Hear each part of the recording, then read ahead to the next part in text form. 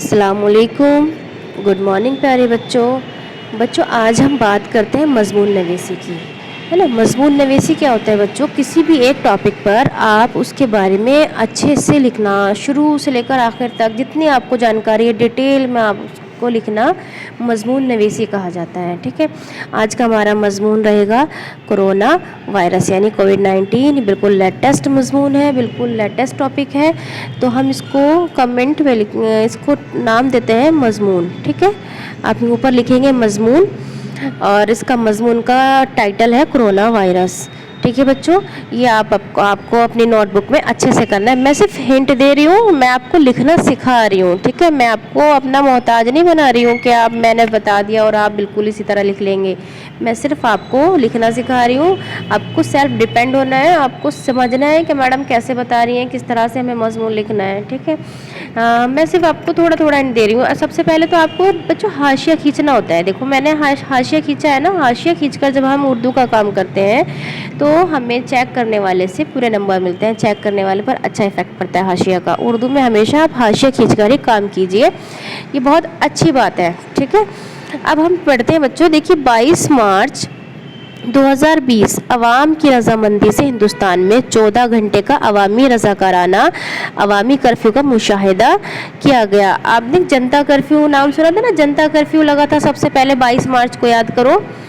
آپ کو تو اچھے سے معلوم ہوگا، پھر آپ کا اسکول آنا ہی بند ہو گیا ہے نا۔ 22 مارچ 2020 کو عوامی رضامندی یعنی جنتا کرفیو، عوام کی رضامندی سے، ہے نا، یہ اردو کا ورڈ ہے عوامی رضامندی، عوام کی رضامندی سے، جسے ہندی میں جنتا کرفیو کہا گیا۔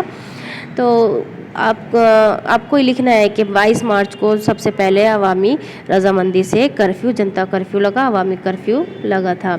24 مارچ 2020 سے 21 دن کا ملک گیر لاک ڈاؤن، ملک گیر لاک ڈاؤن کا مطلب ہے پورے ملک میں لاک ڈاؤن کا حکم دیا گیا، لاک ڈاؤن لگ گیا۔ اس کے بعد کیا ہوا بچوں؟ آپ خود ہی لکھیں گے کہ لاک ڈاؤن کے بعد کیا کیا ہوا، کہ ادھر سے لوگ ادھر نہیں جا سکے، یہاں کی جہاں جو تھا وہ وہیں پھنس گیا، اور بہت ساری ویڈیوز ہمارے سامنے آئی کہ کوئی کہیں ہے کوئی کہیں ہے، اور بچے ہاسٹل میں پھنسے ہوئے ہیں جن کے پاس اب کھانے کو بھی پیسے نہیں ہیں، جن کو ہاسٹل والوں کے پاس پیسے نہیں ہیں انہیں کھلانے کے لیے۔ کچھ لوگ سیر کرنے گئے ہوئے تھے، گھومنے گئے ہوئے تھے نا، وہ ہوٹل میں پھنسے ہوئے ہیں، ان لوگوں کے پاس بھی پیسے ختم ہو گئے۔ تو ساری باتیں آپ اپنے پاس سے لکھیں گے، میں نہیں لکھوں گی اس میں، آپ کو اپنے ایکسپیرینس لکھنے ہیں۔ ہر ایک کا مشاہدہ دیکھیے بچوں الگ ہوتا ہے۔ آپ کی کلاس میں 62 67 اسٹوڈنٹس ہیں تو سب کی باتیں بالکل الگ اگر میں الگ الگ ایک بچے سے بات کروں تو سب کے خیالات، سب کی سوچ ہو سکتا ہے تھوڑا ملتا جلتا ہو، لیکن بالکل سیم نہیں ہو سکتی ہے۔ تو آپ بھی اپنے خیالات سوچ کر لکھیے، آپ نے اس ٹائم کیا سوچا، کیا دیکھا، ٹھیک ہے۔ پھر ہم لکھیں گے خاص باتیں میں آپ کو بتا رہی ہوں، اس کو ریمائنڈ کرا رہی ہوں آپ کو۔ کرونا وائرس کی پہلی شناخت چین کے ووہان شہر میں ہوا ہے نا، چین کے ووہان شہر میں کرونا وائرس کی پہلی شناخت پائی گئی تھی۔ اچھا، اب کرونا وائرس جو بیماری ہے کووڈ-19، اچھا کووڈ-19 کیوں کہا جاتا ہے اس کو؟ کیونکہ سن 2019 میں آئی ہے نا، کووڈ اس کا وائرس کا نیم ہے، اور سن 2019 میں ہی یہ پائی گئی تھی، اور ہمارے ملک میں 2020 میں مارچ 2020 میں آیا۔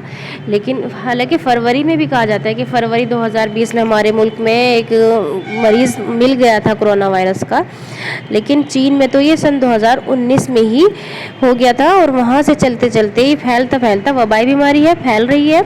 تو یہ 2020 میں ہمارے یہاں ہے، لیکن اس کا نام کووڈ-19 ہی رکھا گیا ہے کیونکہ 2019 میں ہی اس کی شناخت ہو گئی تھی۔ علامات میں دیکھیے بچوں، بخار ہوتا ہے، کھانسی ہوتی ہے، تھکاوٹ ہوتی ہے، سانس کی قلت، ذائقہ یا بو کا نقصان، کبھی کبھی کوئی علامت ظاہر نہ ہونا، ٹھیک ہے بچوں۔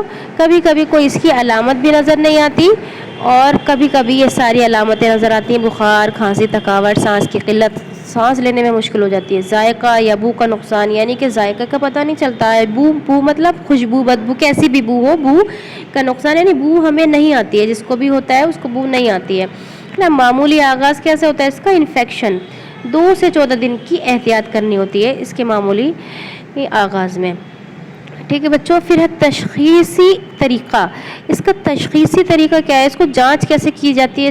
اس کی CT اسکین اور ٹیسٹنگ کے ذریعے۔ پھر اس کی روک تھام کیا ہے؟ ہاتھ دھونا، چہرہ ڈھانپنے کا انتظام، ہاتھ کو بار بار دھونا، ٹھیک ہے۔ फिर चेहरे को ढांपने का इंतज़ाम यानी कि मास्क लगाना, मास्क भी आप लिख सकते हैं, समाजी दूरी, सैनिटाइज़र, भाप लेना, ठीक है बच्चों, ये सब इसके एहतियात, इसके रोकथाम है, ठीक है। फिर देखिए इसका इलाज, इलाज क्या है इसका, अभी तक कोई मुकम्मल इलाज नहीं है, कोई मखसूस दवा मौजूद नहीं है। अवामी ट्रांसमिशन को रोकना, अच्छा इसकी कोई अभी तक कोई वैक्सीन नहीं आई है, कोई इसकी दवाई नहीं बनी है, सिर्फ एहतियात की जाती है, और जिसकी इम्यूनिटी पावर ज़्यादा होती है ना वो उसको बहुत आसानी से झेल सकता है और वो ज़िंदा भी बच सकता है। अब हम देखते हैं इसका खुलासा क्या है, हमें लास्ट में क्या लिखना है कि अवामी ट्रांसमिशन, हमें क्या करना है इसके लिए, अवामी ट्रांसमिशन को रोकना है, सर्दियों में इसका ख़ास ख्याल रखना है, हमें अपनी अंदरूनी ताकत, इम्यूनिटी पावर को बढ़ाना है। देखिए अब बच्चों सर्दी भी आ रही है, सर्दियों में वैसे भी आम लोगों को जैसे नज़ला, ज़ुकाम, खांसी, छींकना, ये सब आम बातें हैं, तो आपको मास्क का सर्दियों में बहुत ज़्यादा ख्याल रखना है। मास्क आपको नहीं हटाना, अपना पर्सनल मास्क, अपना पर्सनल टॉवल किसी को नहीं देना, पर्सनल चीज़ें, अपनी पर्सनल चीज़ों को खुद धोना है, उनको सैनिटाइज़ करना है, डेटॉल के पानी में उनको अच्छे से वॉश करके सुखाना है, ठीक है बच्चों, स्टीम लेनी है।